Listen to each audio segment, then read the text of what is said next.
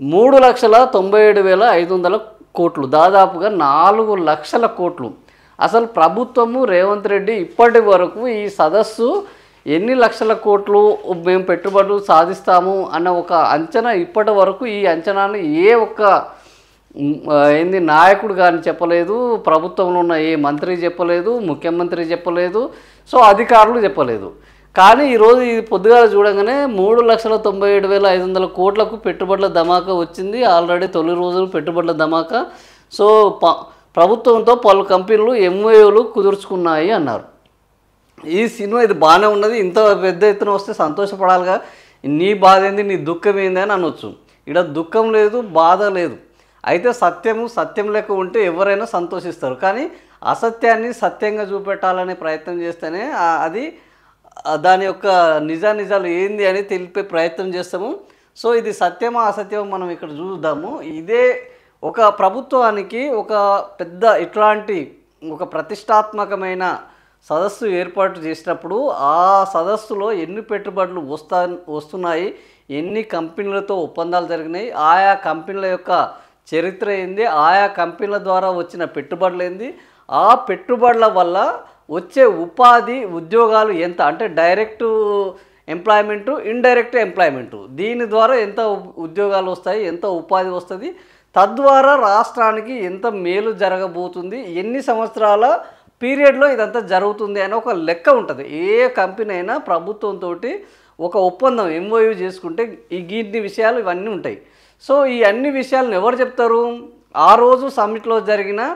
రోజు సమ్మిట్కి వచ్చిన ఒప్పందాలకు సంబంధించిన అంశాలన్నింటినీ పరిశ్రమల శాఖ వాళ్ళ మంత్రులు కానీ, ఆర్థిక శాఖ మంత్రి కానీ, ఐడెంటిఫైర్ డిపార్ట్మెంట్ కానీ, లేదా డైరెక్ట్గా కొన్నిసార్లు సీఎంఓ కార్యాలయం కూడా డైరెక్ట్గా ఇలాంటి నోటుని పత్రికలకు, మీడియాకు రిలీజ్ చేస్తాయి. ఈరోజు ఇట్లా సమ్మిట్ జరిగింది, ఈ సమ్మిట్లో ఇన్ని కంపెనీలు వచ్చినాయి, ఇన్ని కంపెనీలు ఒప్పందాలు సిద్ధమైనాయి, ఈ ఒప్పందాలకు ఇన్ని కోట్ల రూపాయలు మన దగ్గరికి రాబోతున్నాయి, ఈ డబ్బులతోటి ఇంత ఉపాధి రాబోతుంది, దీనివల్ల రాష్ట్రానికి ఇంత మేలు జరగబోతుంది.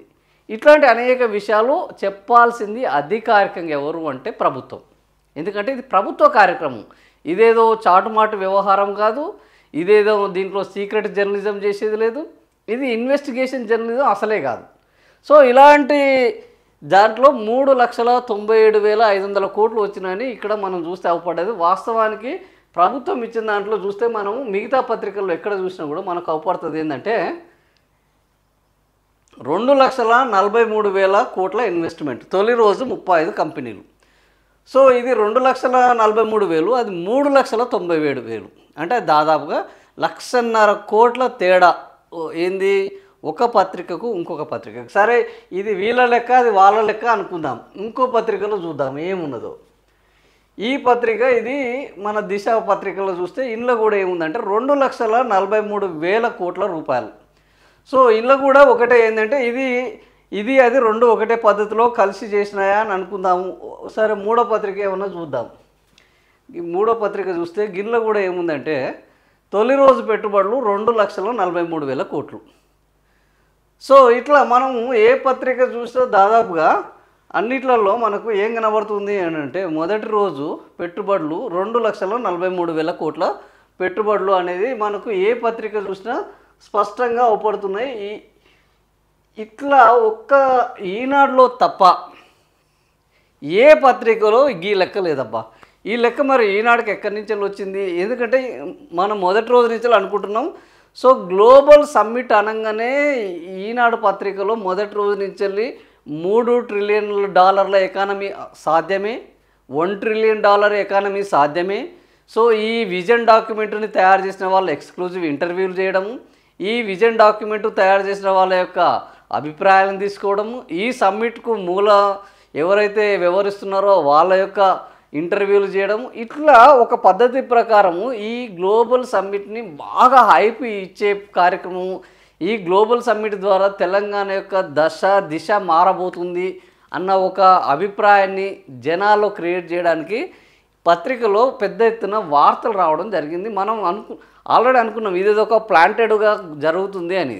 తీరా చూస్తే ఈరోజు ఏమైపోయిందంటే 3,97,500 కోట్ల రూపాయలు పెట్టుబడులు వచ్చినట్టు వీళ్ళొక్కరు మాత్రమే అంటే మరి ఒకటిడ వీళ్ళు అత్యుత్సాహంతో పొరపాటున చేసి ఉండాలి, లేదా ప్రభుత్వము తెలంగాణలో ఉన్న మొత్తం అన్ని పత్రికలకు ఒక రకమైన డాక్యుమెంట్ ఇచ్చి ఈనాడుకు మాత్రం ఒక స్పెషల్ డాక్యుమెంట్ ఇచ్చి ఉండాలి. ఏది ఎక్స్క్లూజివ్ అంటాం, జనరల్గా పత్రికల భాషలో దీన్ని ఎక్స్క్లూజివ్ న్యూస్ అంటారు. సో మాకు మాత్రమే లభించాలి, మిగతా వాళ్ళకి ఇవ్వద్దు, కామన్ న్యూస్ ఇవ్వద్దు. కానీ జనరల్గా ప్రభుత్వం ఒక ప్రతిష్టాత్మకమైన ఇట్లాంటి కార్యక్రమాల్లో ఎక్స్క్లూజివ్ న్యూస్లు ఇవ్వదు. ఎందుకంటే ఆ ఎక్స్క్లూజివ్ న్యూస్ ఇస్తే ప్రభుత్వం యొక్క క్రెడిబిలిటీకి దెబ్బ వస్తుంది. అసలు ఇప్పుడు పెట్టుబడులు ఎన్ని వచ్చినాయి, ఈ పెట్టుబడులు ఇదా లేకపోతే అదా అన్న ఒక సందేహం వచ్చే అవకాశం ఉంటుంది. సో ఇలాంటి పరిస్థితుల్లో ఈ ఎక్స్క్లూజివ్ వార్త మరే ఈనాడు శోధించి సాధించిందా, లేకపోతే ఈనాడుకే రేవంత్ రెడ్డి ప్రభుత్వం దగ్గరుండి అందించిందా? మరి ఈ 3,97,500 కోట్లు నిజమా? 2,43,000 కోట్లు, ఈ 2,43,000 కోట్లు నిజమా? ఏది మరి ఏది నిజం? సో అసలు పెట్టుబడులు ఎన్ని వచ్చినాయి, ఏది నిజము అంటే మనం జనరల్గా ప్రభుత్వము నేరుగా ప్రజలకు చెప్పేదానికంటే పత్రికల ద్వారా చెప్పడం. ఎందుకంటే ఇవాళ రేపట్ల వాట్సాప్లో వచ్చిందని నమ్మే పరిస్థితి లేదు, అవన్నీ ట్యాంపరింగ్ అవుతున్నాయి. చిన్న చిన్న వేరే మాధ్యమాల్లో సోషల్ మీడియాలో వచ్చే వాటిని నమ్మకడానికి వీలదు. కాబట్టి సో వీటికి ఒక RNI గుర్తింపు ఉంటుంది. అవి తప్పు చేస్తే వాటికి బదిలీయాల్సిన ఎక్స్ప్లెనేషన్ ఇవ్వాల్సిన బాధ్యత ఉంటుంది. వాటికి సంబంధించిన ఒక నియంత్రణ వ్యవస్థలు ఉంటాయి.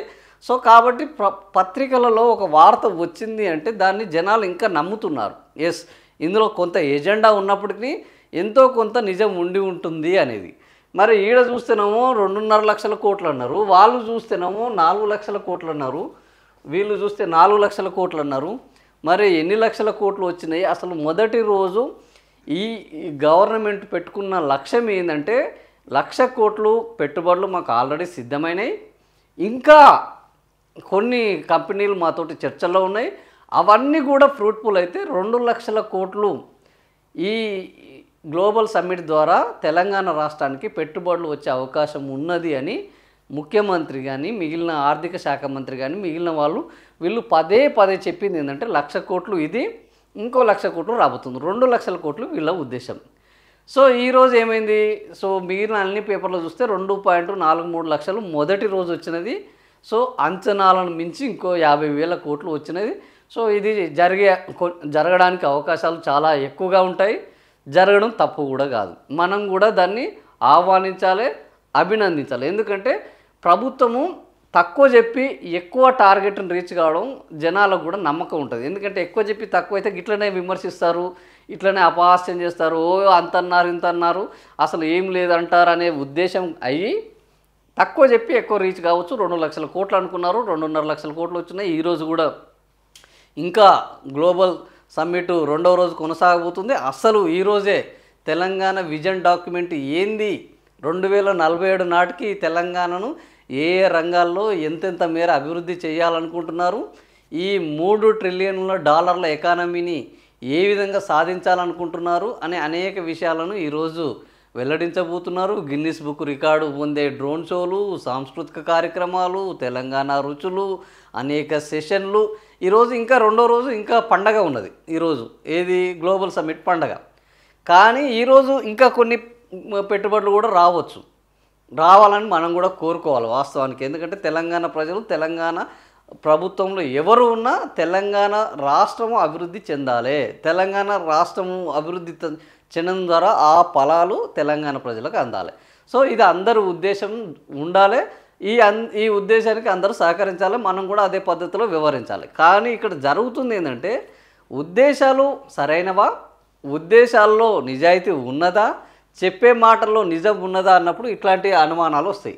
ఈ 4 లక్షల కోట్లు ఎక్కడి నుంచి వచ్చింది అనేది ఇప్పుడు వాస్తవానికి మరి ప్రభుత్వం వీళ్ళకి ఎక్స్క్లూజివ్ వార్త ఇచ్చిందా, లేదా వీళ్ళు స్వామి భక్తిని ప్రకటించుకోవడానికి, లేదా ప్రభుత్వం మీద ఉన్న భక్తిని బయటికి వెల్లడించడానికి, లేదా మేం చెప్పిందే సత్యము ఇంకా మిగతా వాళ్ళు చెప్పిందంతా కరెక్ట్ కాదు, ప్రభుత్వానికి కూడా తెలియకుండా మా దగ్గరికి కొన్ని కంపెనీలు వచ్చినాయి మాకు చెప్పాలి అన్న ఉద్దేశంలో చెప్పారు కానీ తెలియదు. కానీ అసలు పెట్టుబడులు ఎన్ని, 3,97,500 కోట్ల, 2,43,000 కోట్ల. తొలి రోజు ఎన్ని పెట్టుబడులు వచ్చినాయి, ఎన్ని కంపెనీలు వచ్చినాయి?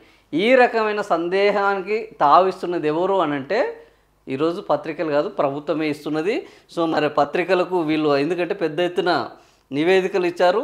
తెలంగాణ రైజింగ్ గ్లోబల్ సమ్మిట్లో పెట్టుబడులు వెల్లువెత్తాయి. సదస్సు తొలి రోజున 3,97,500 కోట్ల పెట్టుబడులకు పలు కంపెనీలు ప్రభుత్వంలో ఒప్పందాలు కుదుర్చుకున్నాయి. సమ్మిట్ ప్రాంగణంలో సీఎం రేవంత్ రెడ్డి, ఉప ముఖ్యమంత్రి మల్లు భట్టి విక్రమార్క, ఐటీ పరిశ్రమల శాఖ మంత్రి దుద్దిల్ల శ్రీధరబాబు సమక్షంలో కంపెనీల ప్రతినిధులు ఒప్పంద పత్రాలు మార్చుకున్నారు.